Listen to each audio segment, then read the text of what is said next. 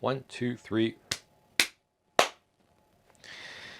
Hey guys, my name is Kenny and this is Stoner Camera Reviews. And today we're going to look at this guy, the N8008s, which is also known as the F801, I think, somewhere in the States. I don't know which one's international or North American, really, but the whole purpose of this really is just for me to start making some films, talk about cameras, and I kind of want to start reviewing a little more obscure film bodies. And this is the one I happened to pick up for 20 bucks at a local camera show here in Toronto. And this is what I got here. I just figured out how to shoot this video in black and white and got a yellow filter on there, so I think it's pretty artsy fartsy. I don't know. I might like it. I might not. You might not even see this.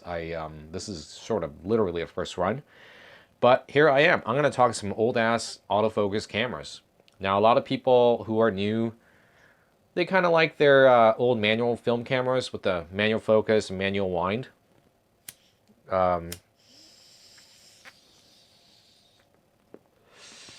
Here's the thing. It really depends on where you are in the stage of your photo relationship. Because a little bit of background on me. I have gone through photography school. I've done fiber printing. I've shot lots and lots of black and white film. I work professionally as a wedding photographer, event photographer. I do a lot of coverage stuff on digital. Lately, I've gotten back into film cameras, and I started off. I don't know. Here's a list of Canon cameras I've owned. Film bodies. I've had the F3. I've had the FM2N. Currently have an FE. F90X.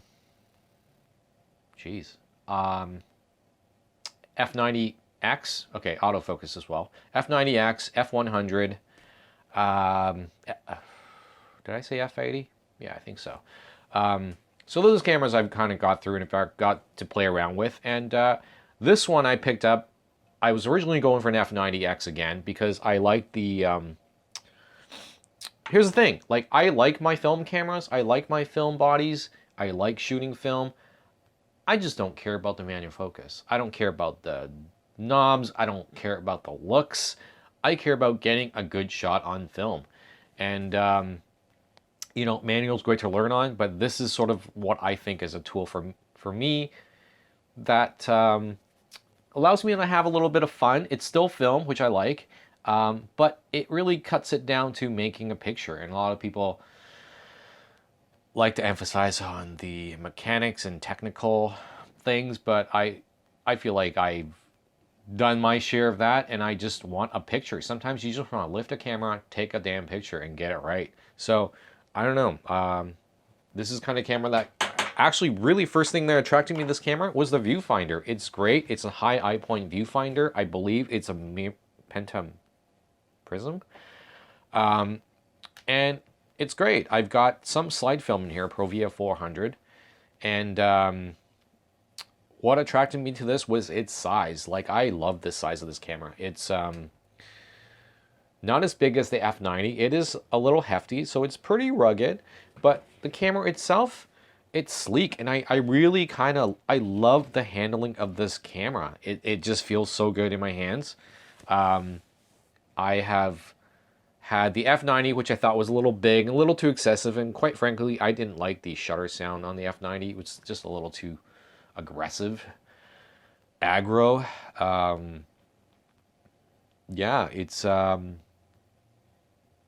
good size, and I wish the more DSLRs had this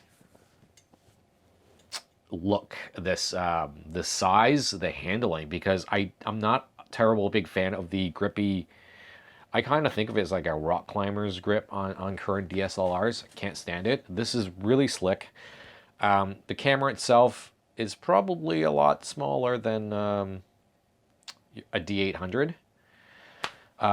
It's got the I really like shooting the old school way with the aperture rings down here and your shutter up here. 2 dials, autofocus, bam. And the greatest thing about this camera, actually, there's no menus. The F100 has a set of menus. This thing, everything is on board. You've got your rewind, drive, your ISO select, multiple exposures, which I really don't care for. I don't think I will ever use it.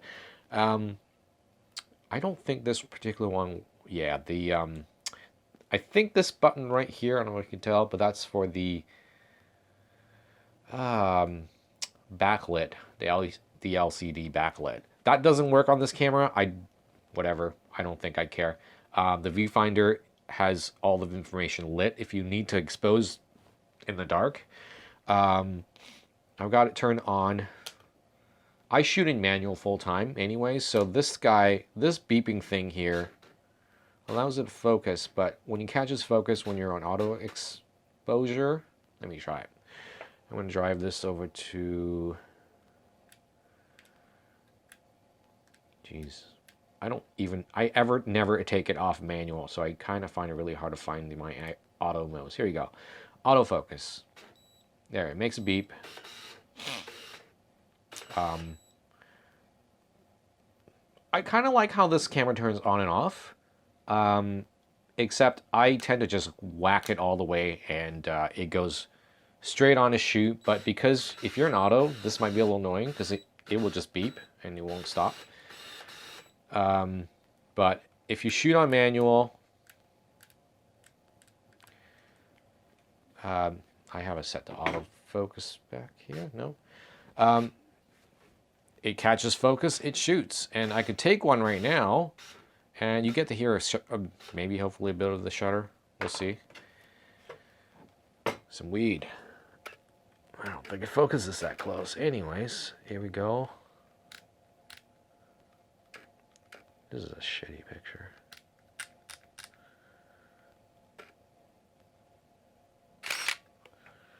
Good waste of slide film. So there you go. It's I like the shutter. It's quick and snappy. It's got a double latch release, so you can't fuck up taking out your film accidentally. And yeah, it does everything you need a film camera to do, and it still takes the everything up until the G lenses, I believe. Actually, it will not manual with manual lenses, but if I love the old gen with the aperture ring lenses. So I've got a 20-35, as you can see, which is not in great shape. Manual focus doesn't work. Still a beast. Still good. It actually is a little hefty on this camera. Here's a 35 on it. There you go. Got the D700 strap. So bottom line, I'm really loving this camera. I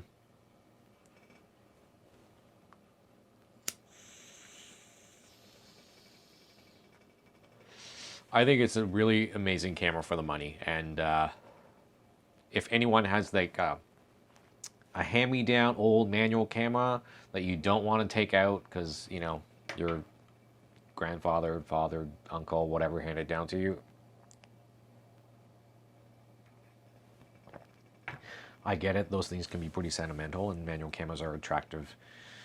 They're pretty little cameras, but this you can pick up for 20 bucks and just shoot lots and lots of film.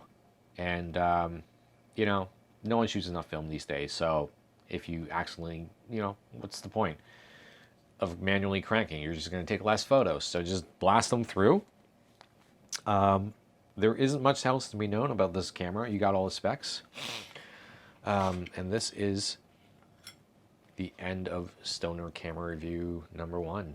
My name's Kenny. If you want to see some more cameras being reviewed like this, if you want to ask me some questions, let me know. Thanks a lot.